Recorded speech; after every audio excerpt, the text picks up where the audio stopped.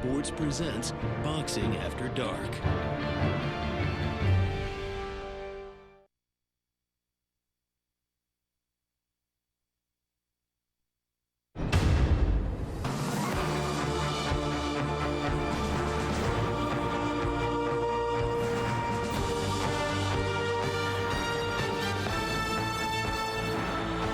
The following is a presentation of HBO Sports.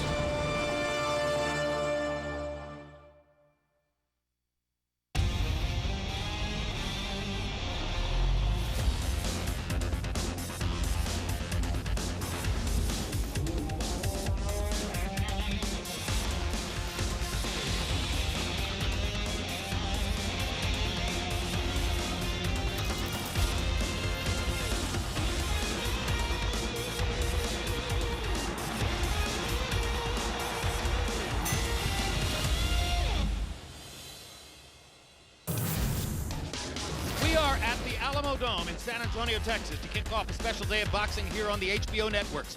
Later this evening, HBO Latino brings you a doubleheader from this arena featuring two 23-year-old undefeated Mexican prospects, featherweight Oscar Valdez and 168-pounder Gilberto Ramirez. But first, we have a special matinee treat coming to you from Hamburg, Germany, where universally recognized heavyweight champion Wladimir Klitschko gets set to defend his crown against Kubrat Pulev, a little-known 33-year-old Bulgarian who has yet to taste defeat after 20 professional prize fights. And there's a live look at the O2 Arena in Hamburg, sold out as usual for the latest in the long line of Wladimir Klitschko title defenses. Klitschko's longevity in the division now approaching record levels. And there's a look at Wladimir, who arrived at the arena a short time ago to begin preparation for the showdown in the ring against Pulev. Pulev, arriving just shortly after Klitschko, comes from a boxing family in Bulgaria and is touted by some as perhaps the toughest opponent for Klitschko among all the recent title defenses. Hello again, everybody. I'm Jim Lampley, welcoming you to this special HBO Sports edition of Boxing After Dark, and it is very well after dark in Hamburg, where it's almost 11 o'clock at night as Wladimir Klitschko and Kubrat Pulev prepare to enter the ring for their heavyweight championship showdown. Want to remind you once again that later tonight, 9:45 Eastern Time on our sister channel, HBO Latino, you'll be seeing a pair of fights involving two fast-rising Mexican prospects, Oscar Valdez at featherweight, Gilberto Ramirez at 168 pounds. No Mexican-born fighter has ever won a title in that weight class, and Ramirez appears to have the potential credentials to do exactly that. But very shortly, we're going to be taking you to Hamburg, to the O2 Arena for the heavyweight title showdown between Wladimir Klitschko and Kubrat Pulev. And here to discuss it more with us, HBO boxing analyst Max Kellerman. Max, as I mentioned moments ago, quite a number of prognosticators suggesting that Kubrat Pulev might be the toughest opponent for Wladimir Klitschko in quite some time. How valid is that expectation? Maybe a bit of wish casting there. Pulev certainly is a very confident guy, and there are certain attributes he has that could prove difficult for Klitschko. Basically, what we're dealing with here is the most credible, undefeated challenger where the fight could be readily made, and so that's what you get tonight. The last challenger to hold the mantle of most difficult Klitschko opponent in years was as recently as last October when he faced Alexander Povetkin in Moscow. This turned out to be another relatively easy Klitschko win. How did he do it? Klitschko has this style now that's been so successful over the last decade, where he fights behind that jab and that piston-like right hand. So fighters come in with a game plan like Povetkin, I got to get inside on Klitschko. They find it difficult to get into the jab, and they don't want to sell out and give him the bum's rush because that right hand is waiting for them, and it is lightning fast, incredibly accurate, and carries concussive force. And there we see a lot of the mauling, holding, and leaning tactics of Klitschko, oftentimes criticized for his style, I think, unfairly. But in this fight, the criticism, I think, was fair. He used clinches Klitschko throughout as both an offensive and defensive maneuver, and it marred the fight.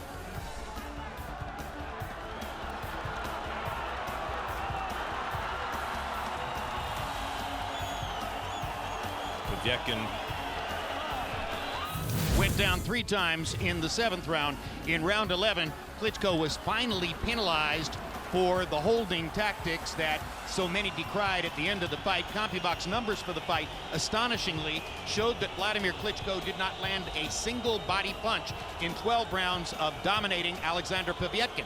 Nevertheless, he made clear once again he is by far the most effective heavyweight in the world. Povetkin, by the way, recently got a knockout win over Carlos Takam, who had a draw on HBO against Mike Perez, and once again that seemed to underline that Povetkin was pretty doggone good. Povetkin, a real credible opponent, a super heavyweight Olympic gold medalist who went into the Klitschko fight undefeated and has since registered a big win, and that's as good as he could do.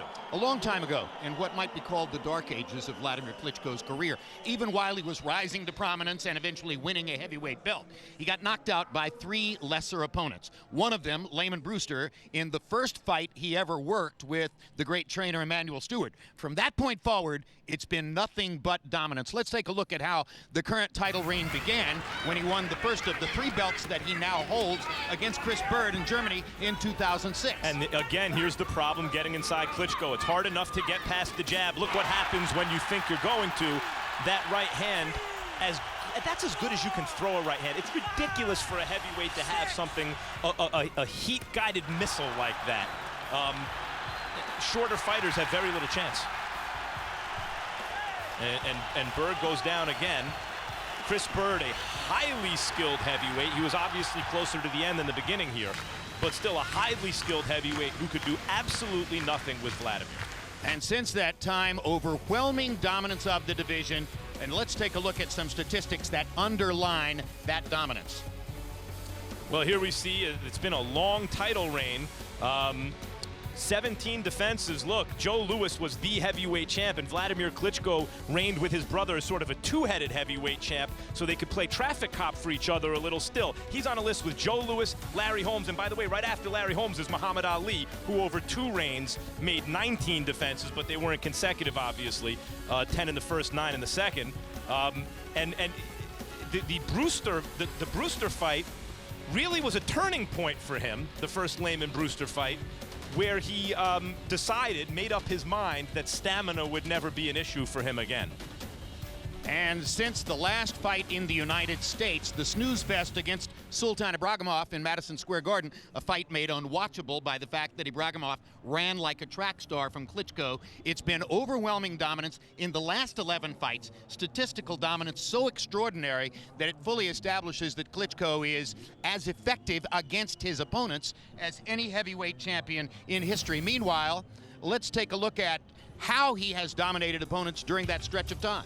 You know, you wouldn't think that Wladimir Klitschko and Floyd Mayweather have a lot in common, but since Klitschko, at Emanuel Stewart's pleading, used his physical advantage to minimize risk, but still maximize, it seems, output. You see that he is obviously a very successful offensive fighter. He has really emulated the Mayweather formula.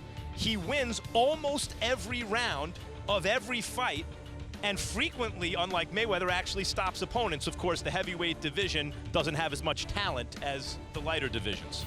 So, the one who wants to upset that apple cart and try to bring an end to that kind of dominance is Kubrat Pulev. You've already mentioned that he's a 33-year-old former Bulgarian Olympian. Beyond that, who is Kubrat Pulev? Well, 33 is, you know, once upon a time, that was old for a heavyweight. Nowadays, that's a spring chicken. You could see the military background, military family. His father was a national heavyweight champion in Bulgaria.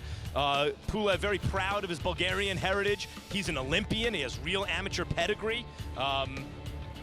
Turned pro at an advanced age, but that's not uncommon for Eastern Bloc European countries who, until the fall of the Soviet Union, never turned pro, and since then have tended to stay amateur longer than their American counterparts. Only 11 knockouts in 20 fights. That does not sound like overwhelming knockout power. And of course, the classic Wladimir Klitschko weakness is his chin. So if Pulev is to win the fight, what's the formula by which he does it? Well, there seems to be a sense that Pulev has kind of this improvisational ability. Unlike Klitschko, who holds his left hand higher, Pulev holds it down by his hip and kind of snaps it out, makes it invisible, brings it up where you can't see it, and has the kind of confidence to pull things off. Then again, he also pulls straight back from punches because at 6'4½", he's oftentimes the taller fighter. That ain't gonna be the case against Wladimir Klitschko. Usually a fighter who pulls straight back from Wladimir Klitschko is knocked out in the early rounds. The man given credit for having architected Klitschko's dominance, just as was the case back in the day for Lennox Lewis, is the great Emanuel Stewart, whose record in heavyweight championship fights is the greatest of any trainer in the history of the sport, and who taught both Lennox and Wladimir a style that would make them nearly unbeatable in the ring. But Emanuel Stewart died October 25 of 2012, and since that time the trainer has been Jonathan Banks. True continuity, in the sense that Banks was a student of Emanuel's, had been an Emanuel Stewart protege from age 15 onward, and he took over without missing a beat. Look, Emanuel Stewart's legacy is the Kronk gym and Kronk boxing, but it's bigger than that. His real legacy is the profound influence he had on people who came in contact with him. Jonathan Banks, a protege, has taken very seriously the idea of Emanuel Stewart's legacy and the Kronk legacy, and you can see the work he's done with Klitschko, and was highly motivated by Emanuel's passing in the biggest fight of Jonathan Banks's career. It was a busy time, November of 2012. Emanuel Stewart died on October 25. The memorial service in Detroit was delayed until after November 10, so that both Wladimir Klitschko and Jonathan Banks could take care of their business against Mariusz Bach. Bach was the first opponent for Klitschko, who was actually taller than Wladimir and had a longer reach. But nevertheless, Klitschko was able to dominate him, as had been the case with all previous opponents during this particular title run. That was on November 10. Then the memorial service in Detroit. Then Banks finally got to Atlantic City, where he was an enormous underdog against then rising heavyweight prospect Seth Mitchell. Yeah, that was an emotional night for Jonathan Banks, and likely it will prove to be the high point of his professional boxing career. Banks in the blue, gold, and red trunks knocked Mitchell out. The high point of his career, as Max Kellerman already stated, and of course exposing for us what we had not known for sure up to that point, which was the former professional football player Mitchell did not have the chin to become a top heavyweight contender. Let's take a look now at the tail of the tape for Kubrat Pulev against Wladimir Klitschko. You see the 5-year age advantage for Pulev, though certainly in terms of his physical vibrancy, Klitschko appears to be one of the youngest 38-year-old heavyweights we've ever seen. An inch-and-a-half height advantage, or you might say an only inch-and-a-half height advantage for Klitschko in the fight. Pulev actually is credited with a reach advantage of half an inch, using the traditional reach measurement, not our normal armpit to the end of the fist that we developed for HBO. And now here comes Kubrat Pulev at the O2 Arena in Hamburg, walking to the ring. And it looks like a relatively lonely journey for Pulev, who does not bring behind him the entourage that will eventually accompany Wladimir Klitschko into the ring. And the crowd here is enormously Klitschko-oriented, though you see some cheering there for Pulev. When American fans wonder why it is that Wladimir Klitschko does not fight in the United States, take a look at this. Take a look at the enormity of the crowd. Take a look at the fact that every seat is filled at nearly 11 o'clock. And also take note that usually more than half of German television homes are tuned in to watch the Klitschko title defense. And the European boxing fan views it more as an athletic contest than a blood sport that it's viewed in North America, in the United States, Canada, and especially Mexico. And so Klitschko can maintain this kind of popularity and sell these kind of tickets in spite of performances that don't measure up to fight fans' expectations here in North America, certainly not in terms of the action they produce. Klitschko's much publicized fight against David Haye was in Hamburg a few years ago, but that was outdoors in a soccer arena. This is only the second time that Wladimir has fought in this particular indoor arena in Hamburg, and the preceding one was the fight of which we showed you a couple of seconds before against Mariusz Bach. And now, making his entrance to the ring, the man recognized by pundits and fans alike as the heavyweight champion of the world, Dr. Steel Hammer, Wladimir Klitschko.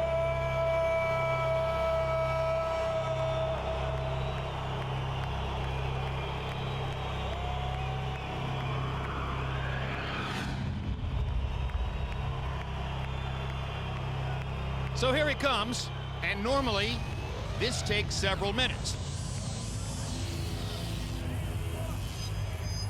Ich ziehe Energie aus allem, was mich umgibt. Denn alles fokussiert sich auf diesen einen Tag, diese eine Stunde, diesen einen Moment, in dem ich alle gesammelte Energie wieder freilassen kann. Und dann...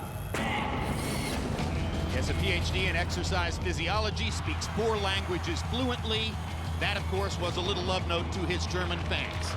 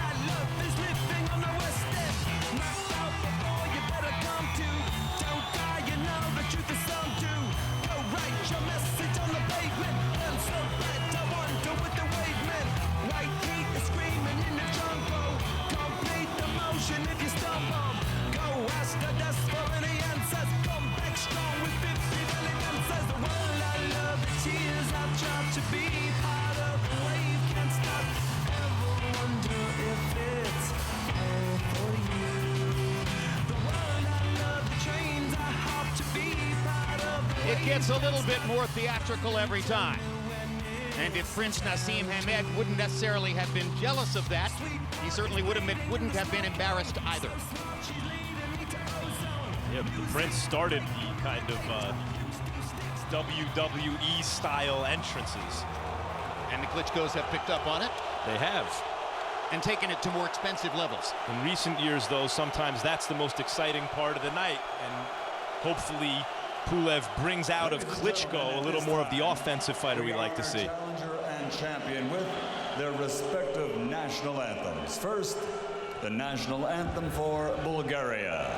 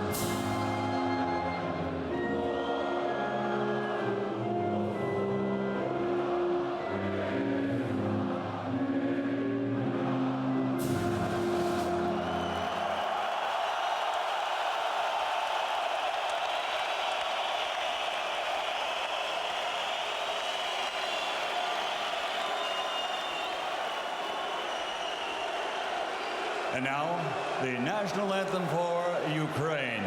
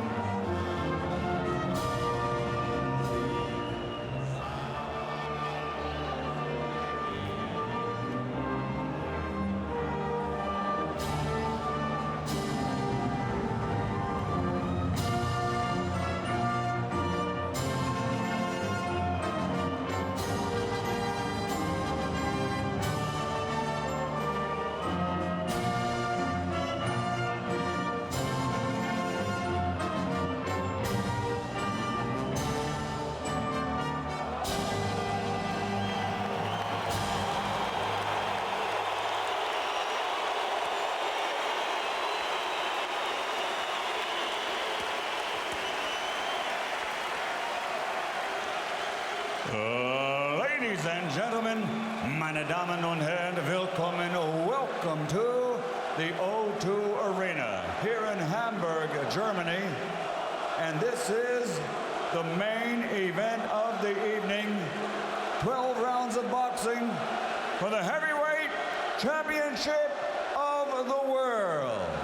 Presented by K2 Promotions and Klitschko Management Group, sanctioned by the BDB, President Thomas Putz, and the IBF President Daryl Peebles, the IBO President Ed Levine, the WBO President Francisco Paco Barcarcel, and the WBA President Gilberto Mendoza Sr. The three judges at ringside scoring this bout will be Glenn Feldman, Jerome Jakubko, and Joe Pasquale, and the referee in charge of the action at the bell, World Championship veteran Tony Weeks. And now, the officials are ready, and the fighters are in the ring, and they are ready. So for the thousands in attendance and the millions watching around the world, from Hamburg, Germany, let's get ready to rumble!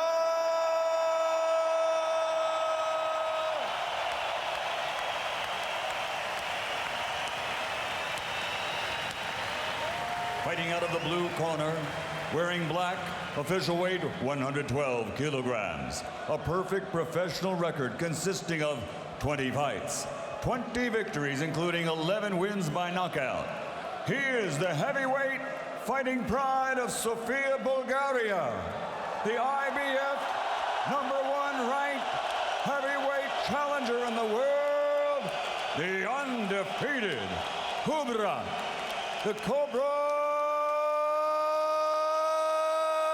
Pulev.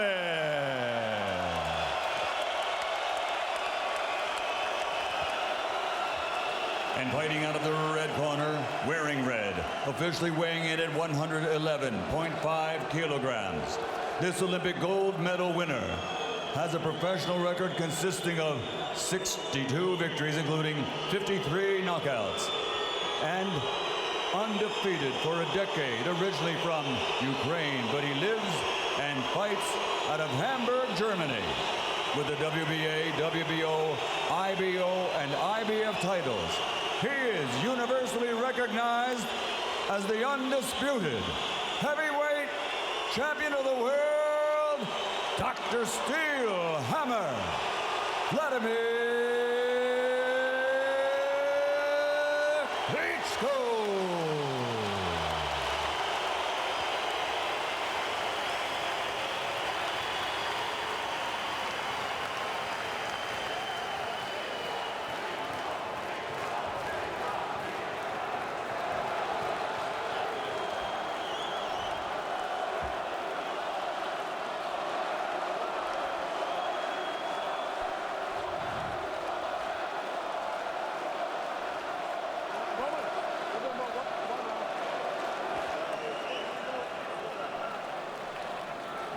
Wladimir Klitschko, Jim. Okay. All right, gentlemen, you both receive your instructions in the dressing room. Okay. He goes right here, it's okay. Anything below that's low. Right here is okay. Anything below that's low. I want a good, clean fight. Obey my commands at all times. Above all, protect yourselves at all times. Let's go. So Klitschko has faced many opponents in recent years who come into the ring with a certain degree of confidence, and within a couple rounds, that confidence dissipates as Klitschko unfurls his jab and that right hand behind it. Klitschko awaiting the birth of his first child. Longtime paramour Hayden Panettiere expecting within a couple of weeks from now to deliver a daughter. He's been somewhat apprehensive in the build-up to the fight, worrying that the baby might be born before the fight takes place. Apparently that isn't the case so far. She's still on course for a couple weeks from now, and now Vladimir's in there against Kubrat Pulev. And already Tony Weeks talks to the two of them and breaks them up, and of course some people were disappointed with the way the referee handled the Popietkin fight in Moscow. Tony Weeks has been flown into Hamburg for this one, and you can see that he's working already. Max, I wouldn't say that Tony Weeks is necessarily a restrictive, activist referee, nor is he a let him go and let him fight kind of a guy. He's somewhere in the middle. And Pulev here, he may have his hands full because Klitschko is using the clinch very early. Pulev here, opening bell, comes right at Klitschko, and he's fighting him the way once upon a time it was felt you had to fight Klitschko. You had to rough him up. You had to create some doubt in his mind about his ability to fight through a rough fight. You had to show Wladimir that he could be hit and hurt. It hasn't gone that way for Klitschko opponents in recent years. Klitschko has weathered the kind of storms they've been able to muster. But Pulev believes, obviously, early in this fight, that's what he has to do. And a left hook lands for Klitschko, and down goes Pulev. 1 minute and 11 seconds into the fight. And that's why it doesn't work. And now Pulev mugging with Klitschko as if to say, look, I'm not hurt. But that was a solid left hook, which delivered exactly the same result as a lot of other Klitschko left hooks, and now there are 2 knockdowns. That's why you can't just give Klitschko the bum's rush. He's not the same guy who was knocked out repeatedly years ago.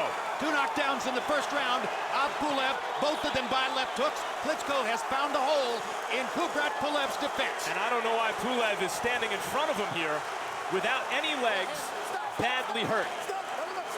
Even if the idea is to rough Klitschko up, boy, you better clear your head.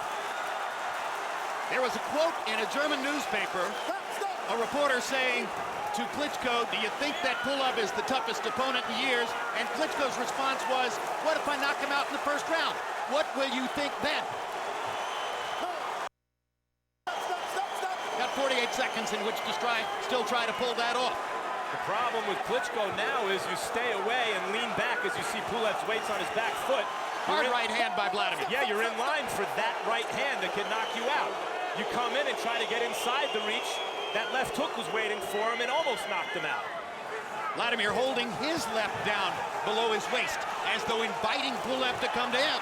Lands a right hand again, and Pulev momentarily has to hold on. It's been a show of force in the first round.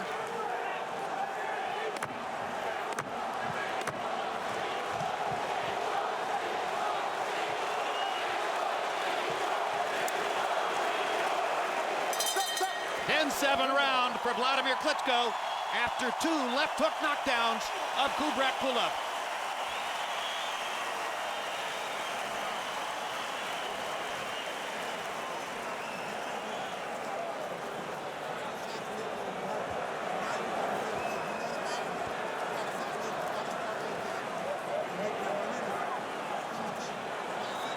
Here's the first knockdown.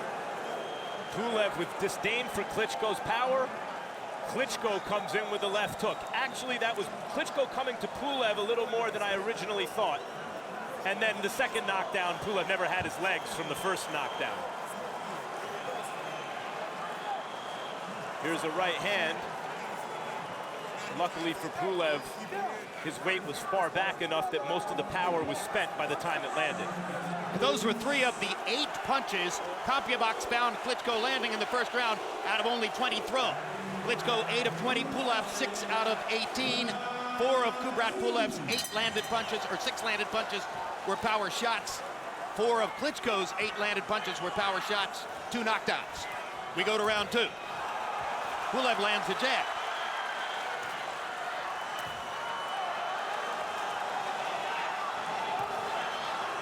Pulev jabbing to the body.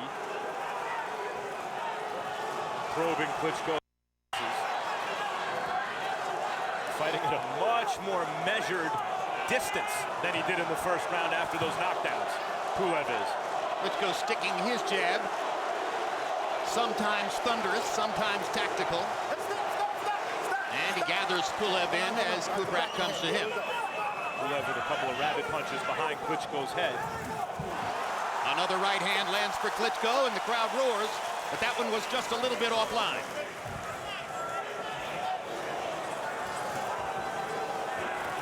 Pulev doesn't have enough head movement to be an elusive target for Klitschko's power shots. No, as you said, he leans back with his hands down, which when you're 6'4.5", oftentimes you're tall enough to get away with that.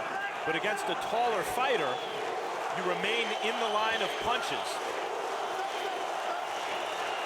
Here Pulev now getting close enough to Klitschko in that clinch where he has an arm free and he feels he's out of danger to land something, anything to disrupt Klitschko, including those behind-the-head rabbit punches. You wonder at what point Tony Weeks might begin talking to Pulev about rabbit punching. So far, he's letting them get away with it.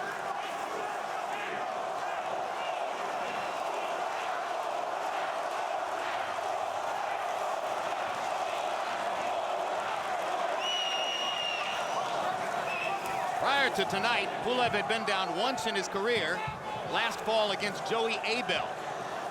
Now 2 more knockdowns to go with that by Klitschko in round 1. That second knockdown was really a continuation of the first. It shows you just how hard Klitschko hit Pulev and how hurt Pulev was, that he went down essentially from a shove or a tap. And Klitschko landed another hard left hook under the chin of Pulev. Everybody talks about the jab and the right hand. In fact, his most efficiently effective punch, when he uses it, may be that left hook. And he can hook off the jab like few heavyweights have done. Yeah, Klitschko is just an excellent offensive fighter. Defensively, as you're seeing here he is being held, but defensively, he relies on his height, reach, and clinching frequently in recent fights.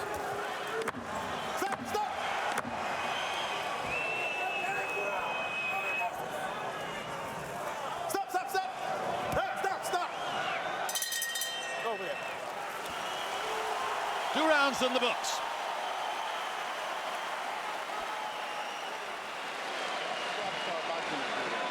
Standing there. I know you don't want to move back, but moving in circle, pivoting and start boxing, that's not moving backwards. He's trying to make an ugly fight. He's trying to get you on fouls. He's trying to cut you some type of way. He's trying to fight really dirty. You better than that. You don't have to fight dirty.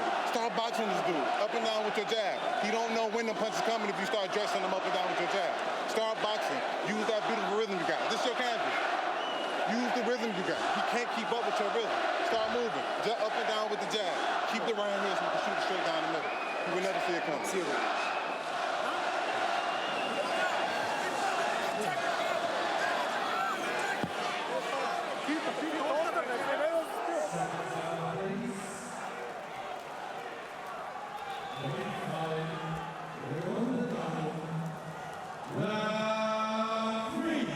Round 3 begins. Jonathan Banks telling Wladimir Klitschko, don't fall prey to the foul fest.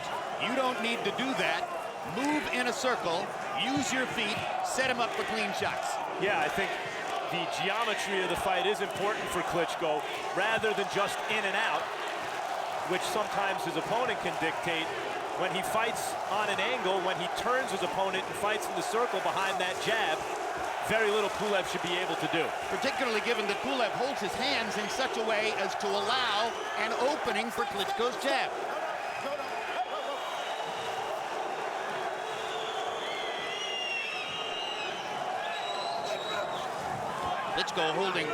Pulev holding his left hand out and waving it in a circle allows Klitschko to simply ram the jab straight up the middle of Pulev's defense.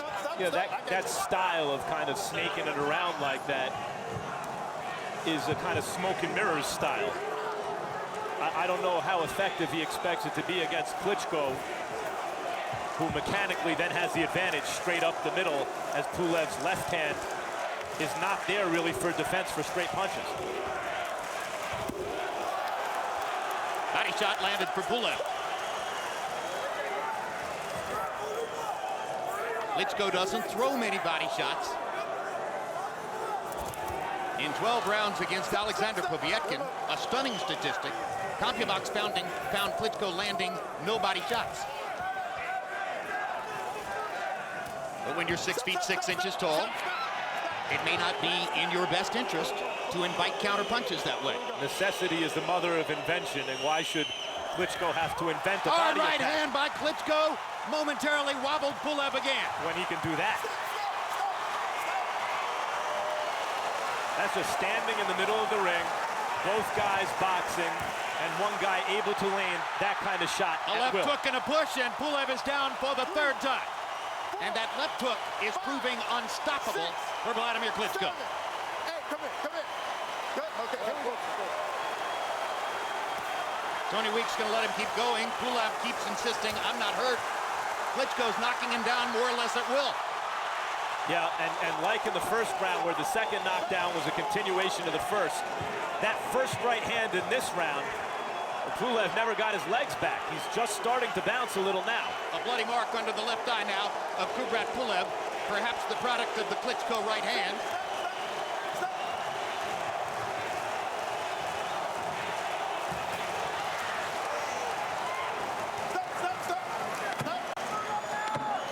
Pulev has been reduced to rabbit punching Klitschko. It's the only thing he's done in this fight. I was just about to say, his best punches are landed in clinches on the back of Klitschko's head. Round 3 concludes.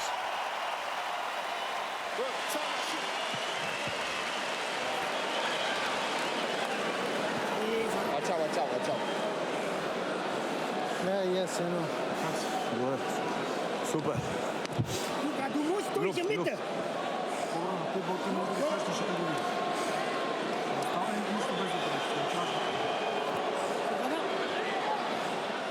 There's the Klitschko right hand. You know what I mean? To stand in the middle of the ring and be able to land a right hand that cleanly that produces a knockdown. The other guy's hands are up. He's anticipating an attack, and it doesn't matter. And by the way, Jim, that follow-up left hook, you were right. That was a real hard shot, not like the first round where Pulev just went down because his legs were still wobbly. Harold, how do you have it through 3? Okay, Jim, I got it 30-24. 3 rounds to nothing, Wladimir Klitschko. You know, just like you said, you got to give him an extra 2 points for the 2 knockdowns in round 1. You got to give him an extra point for the knockdown in round 3. I mean, that's a huge 6-point lead, Wladimir Scott. Jim, Kubrat Pulev, surprisingly, to me at least, is recuperating very well from these knockdowns. I mean, every time he's got up, he seems able to fight, you know, and he is fighting. So at least we're getting something out of the opponent. 3-0, Wladimir Klitschko. And as you were speaking, Harold, Pulev landed a right and a left, 2 of the harder shots that Klitschko has taken in his last several fights. I agree with Harold. In both the first and third round, Pulev went down, especially in the first, with the look of a guy who was not going to be able to continue, but here we are on the 4th, and he had a little moment of success earlier in this round. Once upon a time, Jim, if a guy could show Klitschko that he could take his power and still be in front of him by the 5th round and still be willing to take risks, we saw in several fights Klitschko didn't fare well. Klitschko collapsed, but that was a long time ago and almost a different lifetime as a fighter for Wladimir Klitschko. Yeah, he hasn't really had an uncertain moment since getting knocked DeBarrel Williamson in the fight after the Lehman Brewster fight, the last time he lost in 2004, more than 10 years ago.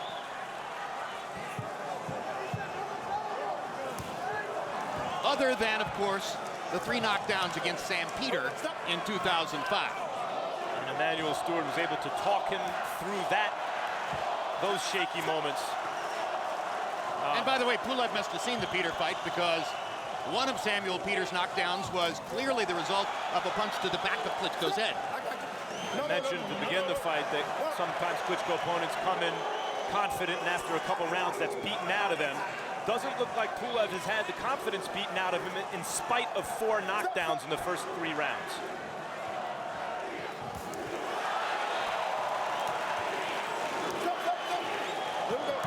Three knockdowns. 2 in the first, 1 in the third. Excuse me.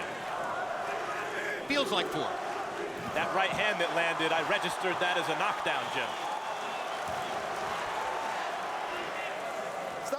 That right hand left a mark, which is still there, under the left eye of Kubrat Pulev. 30 seconds to go in round 4.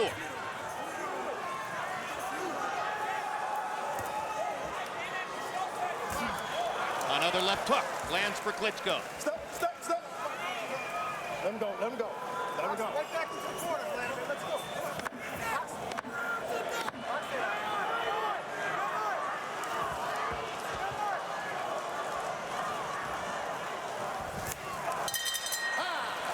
And another left hook to punctuate round 4 as Klitschko continues to dominate in Hamburg, Germany.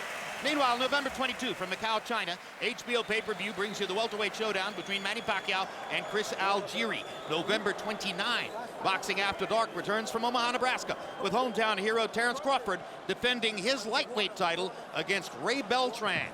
Sneaky candidate for potential Fight of the Year consideration because Beltran is a rugged, all-out warrior who will give Crawford a tussle in Omaha. Love that matchup. He's sitting there with his hands wide open. Only thing you got to do is keep your defense going like you're doing and just use that left hand and keep your rhythm. And you're good to go. Передней рукой, когда поджимаешь. Сильно не зажимайся,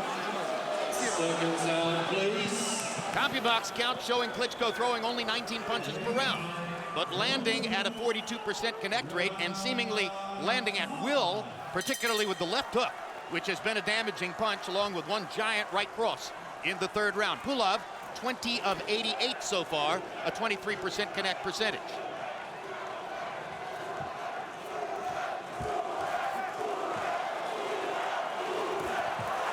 Another hard right hand for Klitschko.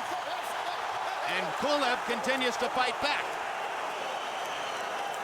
Got a pretty decent chin for a guy who's been down 3 times. Yeah, Pulev decided to fight back to the head again. I mean, that right hand that he threw landed on the back of Klitschko's head. Of course, that's part of Klitschko's defensive strategy. He only gives you the back of his head in those clinches. And so if you move your hands, your free hand, which you're supposed to do, the only way to hit him upstairs is to the back of the head. An illegal punch, not a legal punch. Not showing up in the CompuBox numbers, for instance.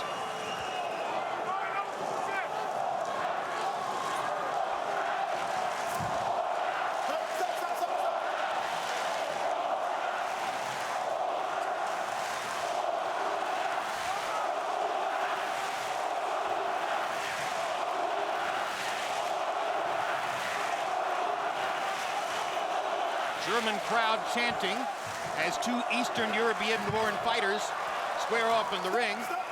Over the course of the past decade, Germans have become quite accustomed to supporting as fans guys who were born in Eastern Europe and migrated to Germany for economic opportunity.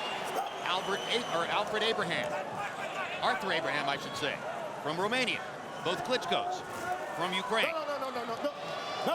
Kubrat Pulev from Bulgaria. Most of his fights in Germany. Klitschko opponents have to know by now that they're going to have to walk through the fire to get the win.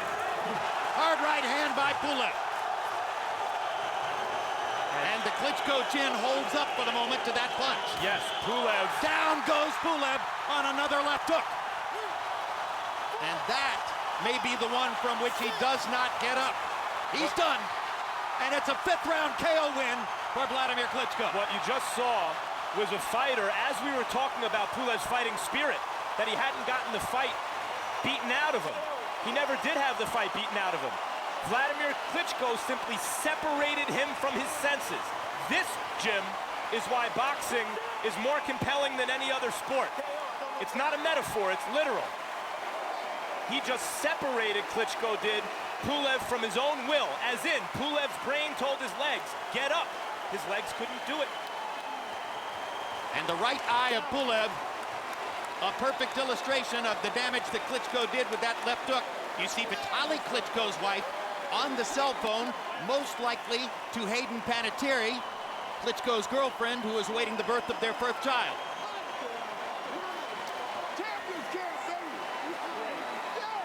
And the celebration continues in Vladimir's corner. That was an interesting moment. He was sternly challenged by the hard right hand from Pulev, and within seconds he came back and destroyed Pulev with a left hook. Yeah, in Pulev's case, you can't say the spirit was willing, but the flesh was weak. It's the spirit was willing, but the flesh was concussed.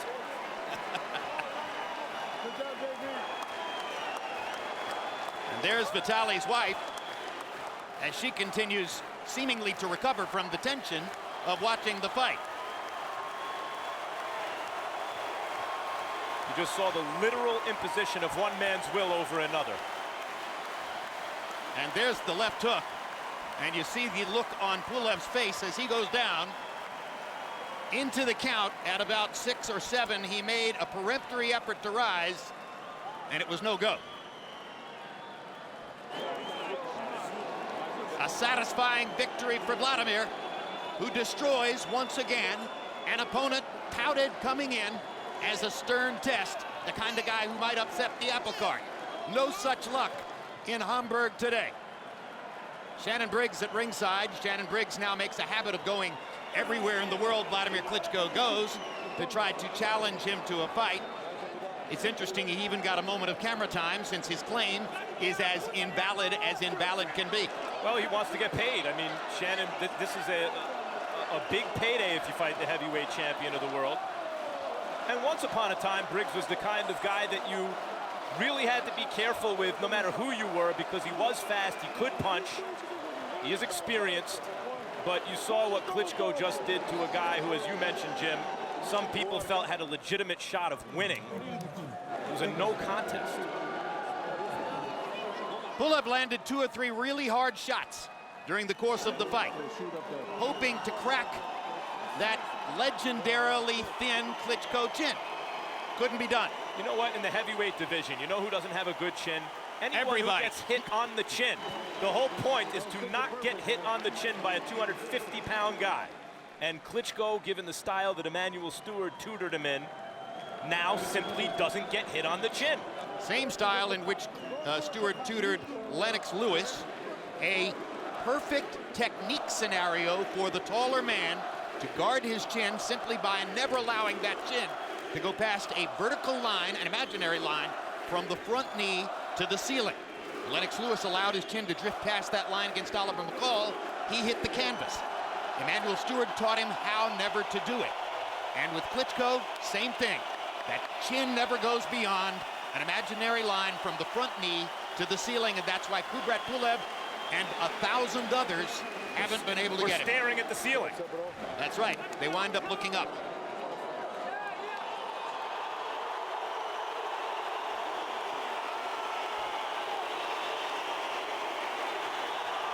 And with the Ukrainian flag draped over his shoulders, Wladimir Klitschko celebrates for the mostly German audience.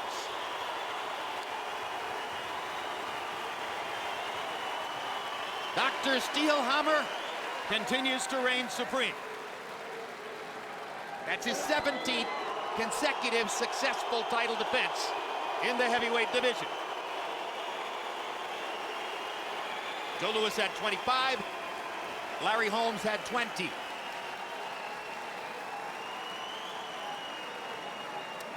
And Muhammad Ali had 19 over 3 different reigns, but really defended the title in those 2 reigns after the wins against Sonny Liston and George Foreman.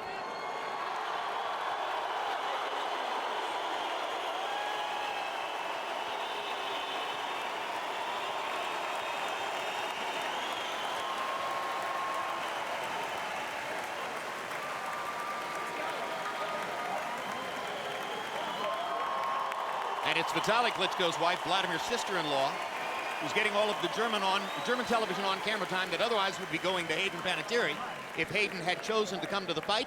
But 8.5 months pregnant, she stayed away.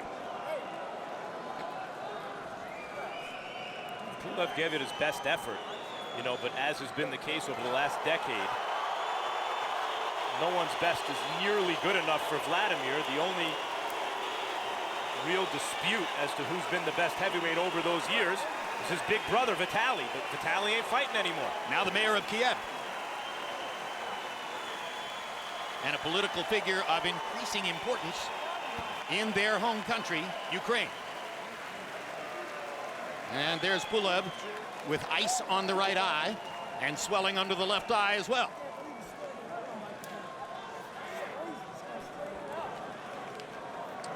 So let's take another look back at some of the action in the ring. And that's another angle of the left hook, which brought the end of the fight. Again, so much is made of the tremendous jab and the dominant right hand, but this left hook has fashioned many knockouts over the years. Ray Austin comes to mind. There have been a couple of others. And tonight, the left hook was an unstoppable punch, Max, as it accounted for 3 of the 4 knockdowns of Pulev. Yeah, and the reason... The end comes at 2 minutes, 11 seconds of round number 5. The winner by knockout victory, and still heavyweight champion of the world, Dr. the Steel Hammer, Wladimir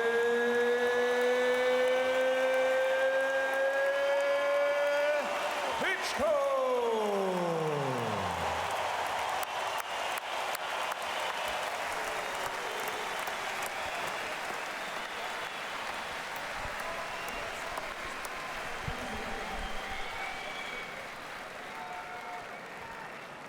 Final CompuBox numbers for Wladimir Klitschko against Kubrat Pulev. And you see that Klitschko landed 38 out of 89 total punches in the fight. Fighting at an extremely measured pace, being wrestled around the ring a lot of the time as the two of them repeatedly fell into clinches. Klitschko lands 43% of his overall punches, including 21 of 53 jabs, meaning that he landed at an extraordinarily high rate when he threw his power punches.